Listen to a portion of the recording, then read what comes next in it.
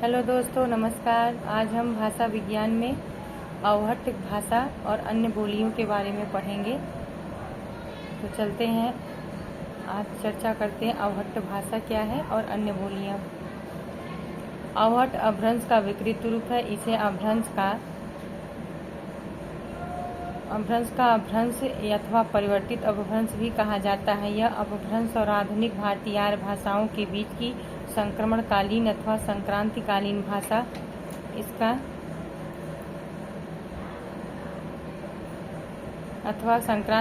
भाषा इसका कालखंड 900 ईस्वी से 1100 ईस्वी तक निर्धारित किया जाता है, किंतु साहित्य में इसका प्रयोग 14वीं सदी से होता रहा है। अधमाड़, दामोदर पंडित, ज्योतिश्वर ठाकुर, विद्यापति इत्यादि रचनाकारों ने अपनी भाषा को अवहट्ट कहा। विद्यापति ने तो इस अवहट्ट को प्राकृत भाषा की तुलना में अधिक मधुर बताया और लिखा है,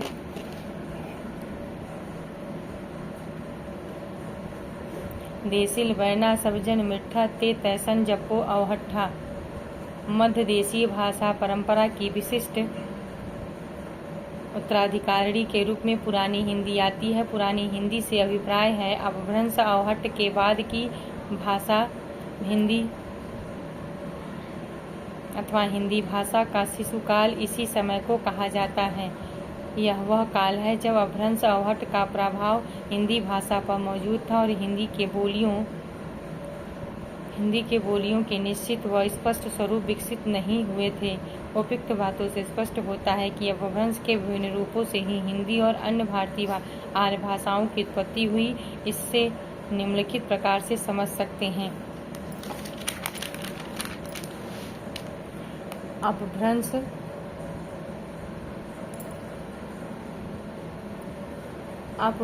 सौरसेनी अपभ्रंश पश्चिमी हिंदी, राजस्थानी गुजराती, पैशाची अपभ्रंश पंजाबी लहंदा, ब्राह्मण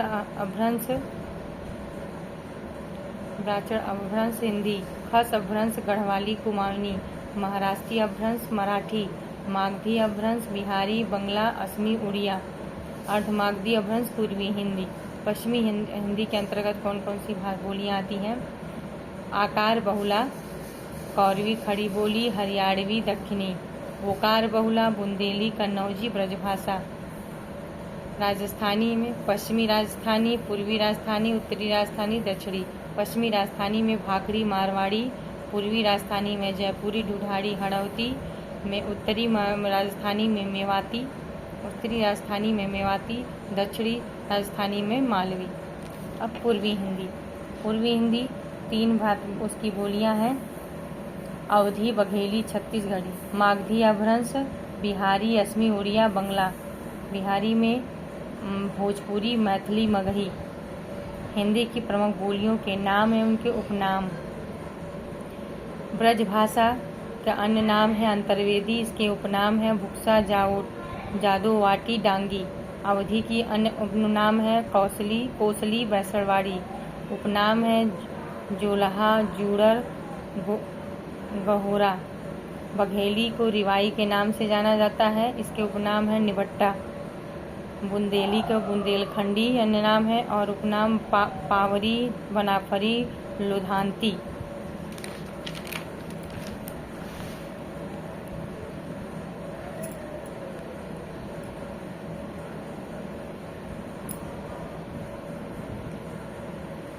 हरियाणवी, बांगड़ू, देसलवाली, जाटू, चमरवा, कौरवी खड़ी बोली, पिंगल नागभाषा, डिंगल भाट भाषा। हिंदी के प्रमुख बोलियों के नामकरण करता। कौरवी के राहुल सांस्कृतायन, बिहारी के George Grierson, Bhojpuri Raymond, Maithili Colebrooke, Rajasthani George Grierson, Brajbuli Ishwar Chandra Gupta. Brajbuli का मतलब बंगला प्लस ब्रजभाषा। डिंगल बाकीदास। अब देखिए ये हिंदी के जो प्रमुख बोलियों के नामकरण करता है, ये सभी अधिकतर प्रतियोगी परीक्षाओं में पूछे जाते हैं, इसलिए इसमें आपको ध्यान रखिएगा, फोकस ज़्यादा ध्यान रखिएगा कि ये बहुत इम्पोर्टेंट है, महत्वपूर्ण है।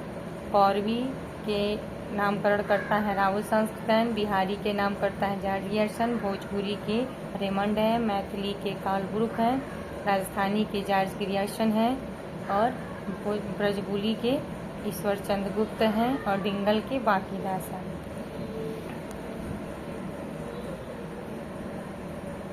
विभिन्न बोलियों राजनीतिक सांस्कृतिक आधार पर अपना क्षेत्र बढ़ा सकती हैं और साहित्यिक रचना के आधार पर अपना स्थान बोली से उच्च करते हुए विभाषा तक पहुंच सकती हैं।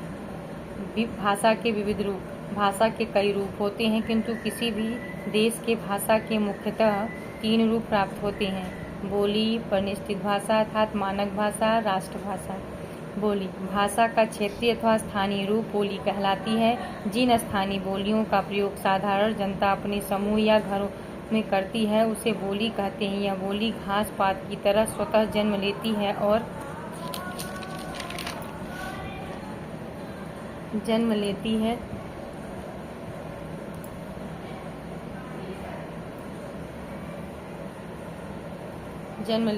किसी भी क्षेत्र विशेष में बोली जाती है, जैसे भोजपुरी, मगही आदि। भारत में लगभग 6,000 से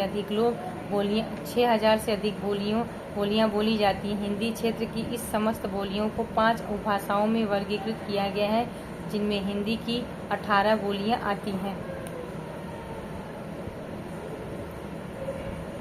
पश्चिमी हिंदी में कौरवी खड़ी बोली, हरियाणवी, बुंदेली, कन्नौजी, ब्रजभाषा, दक्षिणी हिंदी में अवधी, बघेली, छत्तीसगढ़ी, राजस्थानी में भाखड़ी, मारवाड़ी, ढूढ़ाड़ी, मेयावती, मालवी,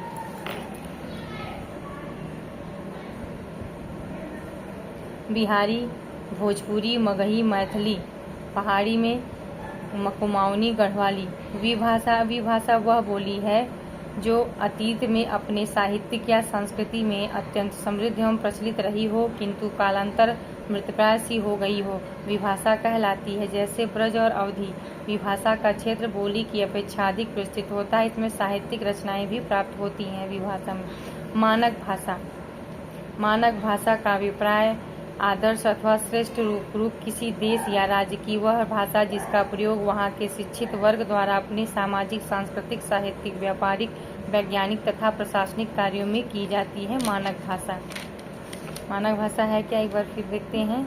मानक का अभिप्राय आदर्श अथवा श्रेष्ठ रूप किसी देश या राज्य की वह भाषा जिसका प्रयोग वहाँ के शिक्षित वर्ग द्वारा अपने सामाजिक, सांस्कृतिक, साहित्यिक, व्यापारिक, वैज्ञानिक तथा प्रशासनिक कार्यों में की जाती है, मानक भाषा कहलाती है।